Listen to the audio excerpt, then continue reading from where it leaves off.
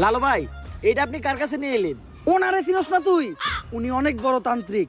এই দেশে ওনার লক্ষ লক্ষ মুরিদ। উনি নতুন একটা বই লিখছে। বইয়ের নাম শয়তান ধরার গর্জন। যেই বই পইরা নতুন কইরা লাখ লাখ মানুষ তান্ত্রিক হইতাছে। কিন্তু লালু ভাই, আশেপাশে তো কোনো তান্ত্রিক বা মুরিদ দেখতেছি না। আরে ওগুলা তো সব ফেসবুক আর টিকটকে। বাবা, সঞ্জনা নামের এক আত্মারে আমার ধরতে হইব বাবা।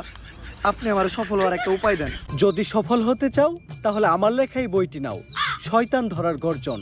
এই বইটি নেওয়ার সাথে সাথেই তোমার জীবনে থাকবে না কোনো অর্জন।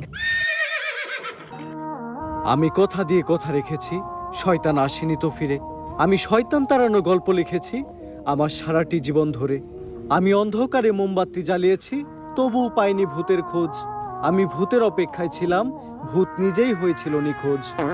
শয়তান ধরার গর্জন, পৃষ্ঠা নাম্বার চুদলিংপং।